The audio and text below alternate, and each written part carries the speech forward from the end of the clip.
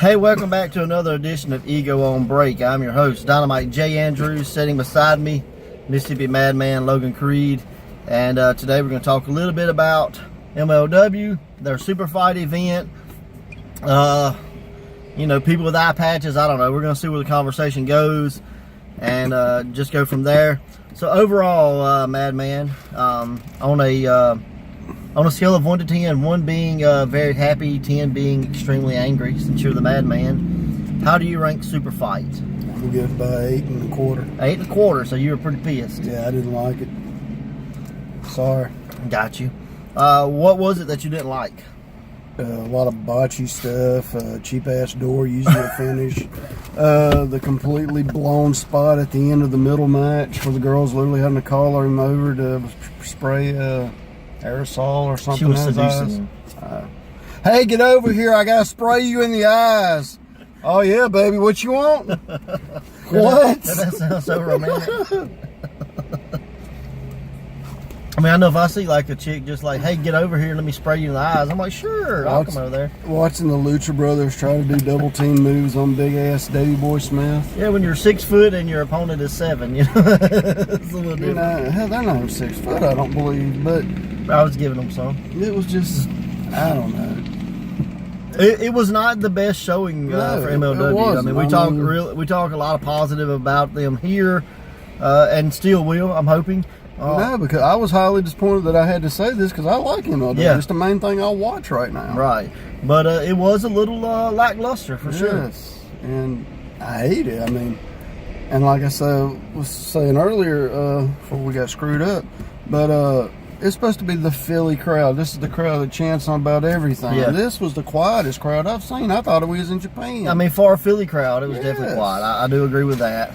And I don't know like how much they had seen beforehand or what. I know this was a tape show and kind of shot out of order, or whatever. But I was a little disappointed with that the crowd wasn't that rabid, crowd. So, and I mean, maybe the crowds in Philly are changing. I don't know. Like shows like this is where I like to hear the chanting crowds. Yeah. Well, sometimes it gets annoying, but I damn near want to be annoyed on one of these shows. Oh yeah. Well, let's go with match number 1, the television, SuperFight that we saw. Yeah. The televised, not television, televised. YouTube.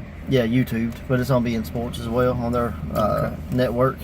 But the first match we saw was for the tag team titles. The LuchaBros, Pentagon and Phoenix, they took on 2/3 of the Hart Foundation with Davey Boy Smith Jr. and Teddy Hart. Yep. And there was a lot of cool moments, cool spots in there. Yeah. But there was a lot of like, as well, Like the first 10 minutes is just like they went to commercial, I guess, or break or whatever. And when it come back, they were fighting on the floor. And I was like, hey, it picked up from there. Right. But all the stuff they were trying to do, all these double team moves on Davey Boy Smith, and it just didn't make any sense. I'm like, y'all this big, he this big. Yeah. And it was just so botchy looking. Right. It looked horrible. I will say it probably had the best finish on the whole episode, which you saw the LuchaBros attempting to do, I'm assuming like double superplex or something. They had Davey Boy on the top rope. And, no, they had Teddy on the top rope. Yeah. Davey came up, pulled Pentagon's mask off. He really is. Yeah. And Pentagon, hit his identity, and they were able to hit the Doomsday Destroyer, which is a flipping pile driver, a Canadian destroyer, and the Doomsday made famous by LOD. Yep. And spectacular finish. I mean, if you want something to give for Jiff or do it with Larry or whatever, like that was the spot to do. Whatever you and Larry do. So I don't know what the hell you're talking about, but all right. It was a cool moment. It was a cool finish, probably the best finish on that episode. And I really dug it. Yeah. I dug the celebration afterwards where we saw them celebrating and spraying, people with the champagne or whatever. That's when we got MJF, who was the former title holder. Yep. And he came in to try to, I should have got my rematch. Yeah, and Teddy Hart pretty much punked him out and kicked him out of the locker room. Yeah. So go be elite. Yeah. So for all the people that like, oh, MJF's the best talker and blah, blah, blah, and all this. Like, he was really disappointing because Teddy didn't let him get nothing. You know? Teddy was like, nope, you ain't stealing this from me. Get out of my hand. Sprayed him with champagne. You got a guy that carried a fluffy white kitty cat to the ring that just you. Yeah, we saw a fluffy white kitty cat and, I guess, Matilda's granddaughter or something. We saw that dog did not want to walk to the ring, and Dave Boy had to pick him up, and he's like, eventually was like, you know what, screw this, and gave it back to the guy. Yeah, it was like, we're going to bring the petting zoo out. I guess this is going to make us faces or something. I don't know. The smartest one was Brian. Hell, he only had that stick. Yeah, so I don't know what the deal with the, like, I know Teddy Hart has, you know, the cats and stuff, fetish. But, like, I could have done without Matilda Jr., you know. Yeah, that dog did not want to come out neither because you see him like pull it. And he like, forget it. He like picks him up. And so Mr. Velvet, as we learned the cat's name was, he was pretty much comatose, I think. The Velvet Cat Dream. Yeah. So, which I thought that was Mr. Money. I did not know he had a Mr. Velvet, so I was mistaken, I guess. But overall, the second half of the match was really good. Yeah. And really don't have any complaints for the finish of that match. No, if you can get through the first 10 minutes, after that it gets better. Yeah. I think if you just pick up from the finish to where he punks out MJF, I think it was good. Yeah. So. And then they sprayed him down with a wine. Yeah. So that was kind of cool. Then we go to Coda Brazil. Yep. And Ricky Martinez with Selena De Laurentiis. And there was a bit of a backstory there where, you know, Coda was supposed to be in this big match for the middleweight title. It was like a scramble match or something with 4 or 5 guys. Yeah. Or maybe a ladder match. Yeah, I'm saying maybe in a ladder match. He was taken out as he was attacked by Ricky Martinez at a nightclub and had like a wine flute or whatever smashed in his face, glass got in his eye, that kind of thing. So. And it may or may not have been Ricky. Yeah. Allegedly, it was Ricky Martinez. I said may not have. So we got the, the match for that, and it was super cool because Selena got up on the ring and she was distracting the ref. Coda was. Did you see the ref's face? Legit, like the ref had his back to her and he's like, "Hey, get over here! I got to spray you." No, before that. Oh, before I'm that. talking about the opening. Ricky was outside. Coda dove over the ref and Selena, so he dove over 2 people to land onto Ricky Martinez, and he got the fight started super hot. The match was really good. It told a really good story. Good. They played up the eye injury, but the ending did get a little iffy as you hear Selena going, "Hey, get over here!" She literally yells, "Hey, Coda, get over here!" She doesn't say the spray part. I just say it as well. She might as well have. But the referee kind of went like,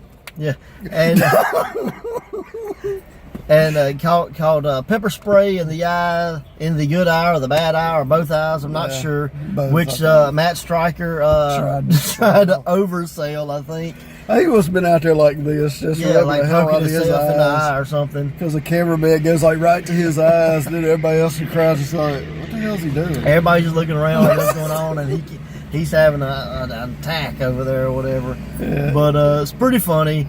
And the line of the night has to go to Rena Kabani, who goes, "Well, it looks like the pepper spray affected my partner more than it did me, so here's where we're going." So they could have said it because Rick Kabani had at least had glasses on. He was like, "Well, my glasses must have blocked it," or something. But it was pretty hilarious. But overall, solid match, just bad finish. Yeah, finish was. And then we get the main event, MLW title on the line. Lowki champion, been undefeated in MLW for 14 years. This match was like 9 months in the making. He's ripped out hair. He stabbed a person. Yeah, I mean, he's committed multiple... ripped a damn ear. Attempted murder multiple times. Just multiple things to hold this belt. And it was what seemed like a very short match on television. What was it, 8-10 minutes? Legit. Man, I was thinking more like 6 or 7. It wasn't long. Anticlimactic. I mean, the match was solid for what you got, but then the finish just came out of nowhere. Like, you were thinking, okay, like, I don't even know if there had been a pin attempt yet, you know. I don't think so. And just out of nowhere, he catches him in a hold, and it was like tap, tap, tap, match is over. You got to tell he went and got a closet door out from under the ring that was made for trailers. Yeah. Lowki punched the door explodes, and then that works into the finish. So it was literally so cheap, it literally like it floated to the damn mat. Now I really liked the spot. I thought it showed the power of Lowki. Like, just imagine if that would have been the dude's head. That's when he punched through toilet paper. His head would have exploded like the door would have. It showed why his arm was broke, because he had busted the door. Because evidently he's got bones made of glass. He's from Unbreakable. So, if I tell you what, if you liked the door exploding spot, let us know in the comments. If you hated it, let us know. Thumbs up, thumbs down, middle finger for the madman. So, me personally, thumbs up. Hell no, middle finger. But that's what I thought. Overall, MLW was I was a bit disappointed in it. I'd have to say I was really disappointed. I thought there were some cool moments, some cool spots, a cool finish, but as a whole for this episode, I really didn't enjoy it. I didn't. And I was excited. That's what really made me mad, is I was so excited. Absolutely. But we had touched on this in the episode that got interrupted. Coda Brazil. Yeah. He wrestled with eye patch. Yeah. What other people in wrestling do you know of? Pierre Carl Roulette as the pirate. Mm-hmm. And who's the other one I know? Sick Boy. Sick Boy, yeah. From when Raven dropped tail hold him on the, it was a chair that was open. And there's a guy on the Indies now, the Southern Indies for sure. I think his name is Slade Porter, but I'm not 100% on that. If I'm wrong, I apologize. But look him up. He wrestles with eye patch as well. Now, is it legit? No, I don't think so. Okay. It could be. I don't know. But like, it doesn't look it. Carl Roulette really was, because like he got hurt and lost like, he only has like 5% sight in one eye. Yeah. You know, and Vince is like, hell, why not use it? Yeah. You know. So that's PCO in Ring of Honor now. So he's not human. Crazy. Hell no. Not human. But I just thought it was cool that it's kind of an original thing, you know.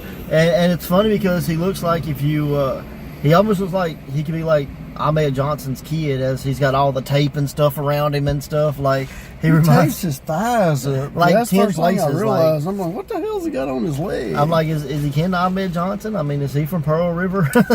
So. Well, no. Daryl was asking me, is he Coco Brazil's cousin or nephew or something? I was like, no. Bobo Brazil. Yeah, and I was like, no, we only rip off Southern gimmicks in the South. Yeah. But nobody's related to nobody, but they claim they are. Right. But I dig the fact that it's just something a little different. I mean, obviously it was get the storyline over, being hit in the eye and that kind of thing, but I kind of dig the look, so maybe he keeps it, you know. It's possible. He sold it. Yeah. Because when they ripped that eye patch off, you thought he got shot in the gut. Yeah. Eye with a BB gun. Right. So I guess the light was just too much. I guess so. I mean, that's the way I feel when I wake up some mornings and the wife turns the light on. I'm like, my eyes! So, I mean, I kind of get it. Thought of going to work. That's all that is. Yeah. But, it was what it was. Yeah. So, you watch anything else? You got anything else to talk about? No, I told you I saw the deal where this guy was talking about possible and strong possibility of ring a commentary for AEW. Yeah. And so far, what he's come up with was that it's going to be Mike Tenay and JR. And like I say, as far as two guys that are legends and probably could tell you more about wrestling than almost anybody on the planet. Yeah. I'm excited, but the age thing is the only thing. Right, that's my thing. Like, for AEW to kind of be this new thing, we're going to do it our way, out with the, what you think you know about wrestling and blah, blah, blah, all that kind of stuff. They really do feel old. But now I'm gonna contradict myself. I'm gonna talk out of both sides of my mouth, as Chuck McMullen tells me I do. I think an old dude they could get that would kind of give a fresh take on it, and he's already rumored to be involved, would be Goldberg as one of the commentators. God, why? If you follow the stuff Goldberg's done outside of wrestling, like he's done like some flipping show, like a house remodeling show or something. He's done like a car show. He's on like this Forged in Fire type show where they build the weapons. That, yeah. He's not bad as a commentator, or at least as a voice that's talking over what you're seeing. You're talking about him doing something he likes, and he's really not even a fan of wrestling. He said that is so. When do you want to watch him wrestle, or do you? No. I'm talking about that's what I'm saying. But he's talking about something he likes, so he's getting it over. Right. And he himself said he don't like to watch wrestling. Right. See what I'm saying? So, but I'd rather hear him talk than watch him go in there and be the champion. No, I don't see that happening, but he might. I mean, they could. I mean, I see the. I mean, if you're gonna have Mike Tenay and JR, because Dusty and he was around Dusty his whole life. Yeah. You know, as his father. Right, but it's not, he'd come up with both of them. Oh, I'm just saying, but the connection between Cody and to me, like new to me. I'd keep one of them, but I just want to find somebody else to put out there with them. Like Goldberg. I'm going with JR and Goldberg. You still got a guy that's in his damn 50s out there talking. But it's new. No, it's not. He's horrible. You've never heard him do commentary. I don't want to. Who do you think? I don't want to watch him. Who do you think? Mike Tenay and Jim Ross, or Goldberg and Jim Ross? That's my pick. Neither damn one. Who's going to be right? Who do you think is going to be doing? Could it be Goldberg and Conrad Tompson? Conrad would be different, but I don't know if he knows enough to really call a show. I'd like to hear Conrad and. I'm curious. I'll say that. Can we get Conrad and Bruce Pritchard? No, I'd rather hear him and Tony. Could we get? Could we get Tony Schiavone, Eric Bischoff, and Bruce Pritchard doing commentary? No, I want at least one. I want at least JR out there. Yeah. I do know that. 3-man group. Tony Schiavone. Tony never was that great to me as but it's the whole gimmick of the podcast family. You're just going to take all Conrad's. JR has a podcast. Yeah, but he's not. Nobody cares about JR's podcast. Yeah, okay. He's only the most listened to guy out there. No. People don't know what they listen to. They probably think they listen to something else. But, yeah, let us know who you think's going to be. The bushwhackers to go out there and call commentary. No, they're refereeing. Who do you think's going to be on the commentary booth? Put that in the comments. I don't want to talk about something with AEW or whatever your promotion's called. Ego. Pro Wrestling Ego. How many belts has Stardust and his boys of badness have? All but the Pride title. Jesus Christ! They took the titles away from Dinner and a Movie. Let's just say all a bit maybe forcefully. But now they are representing the Ego tag team titles, and they say they're Freebird ruling it. So Stardust is a tag champion, along with Joshua O'Hagan and Alex Graves. Are they going to come out to Freebird? It's possible. Might get sued, but yeah. Well, I mean, hey, whatever. But, yeah, so, and then Ursa Major has the Styles title. Yeah, they're more like Devil's Rejects than fucking Freebirds. Because you remember the end of Devil's Rejects is Freebird playing. Well, that may be what they're coming out to. Okay. So, yeah, Stardust, if you're looking at it from a standpoint of he who holds the gold holds the control, Stardust is going to be making a lot of decisions in Pro Wrestling Ego. Yeah, they did Swift and Sterling, not Stardust. I forgot that West Warren Sterling Dust. Yeah, West Warren killed Stardust. So Jim Sterling, aka Sterling. So who's working on some tag shots? I don't even know if they're going to defend him. You know what I mean? Like, what? He could be like, well, I mean, Are they the outsiders and they're just going to throw them away? Sterling or Stardust was the greatest wrestler that never wrestled. What if he's the greatest tag champion that never defends his titles? Well, technically, you as an owner should make them. Well, I mean, you can try, but I mean, all they have to do is leave. They work for you. They're an employee. I'll book them in a match, and he goes, as soon as the guy gets in, bell rings, they get out, lose by count out, keep their belts. Kick their ass and make them get back in the ring. It's called storytelling. You're not very good at it. But I've never went to a show and wanted to see somebody just leave. It's happened. How many times have you seen people lose by count out? I don't know. We saw one match where old boy got punched one time. That was in the match. WrestleMania, the first WrestleMania, JYD won by count out. Yeah, I know. So, I mean, if it's good enough for WrestleMania, I mean, come on. There you go. But who knows? I mean, no one's after who knows? So that's why I'm asking you who's lined up for some title shots right now. Nobody right now. So Ursa ain't defending his belt nowhere? Ursa is defending his belt. March 2nd. I'm just asking you. That's not the tag title. It's supposed to be a Segway. And you're not segueing that like that too thing damn you well. ride, like with two wheels. Well, there's two versions of it. Ursa Major, Ray Fury, March 2nd, Magee, Mississippi, Simpson County SmackDown. There you go. We will see Ursa Major defend his title against Ray Fury. Sad thing is, Sterling will be in Ursa's corner, so that may not be a good thing for Mr. Ray Fury. and the Constellation is probably not going to be far behind. Are the Constellations working that match? Alex Graves is on that again. Joshua O'Hagan is on like a cruise, or maybe he's on the Stir Ship. Going back to the motherlands to climb some mountains? Something like that, yeah. So, yeah, that's it, man. That's what it is. Cool. So, March 2nd, guys, Simpson County SmackDown, Magee High School. His brother's birthday. The little, was he like the Mississippi Mad Boy? Is that what he is? Or the Mississippi Mad Brother? It's out of his mind. So, so yeah, look forward to seeing you guys there. Until next week. Later.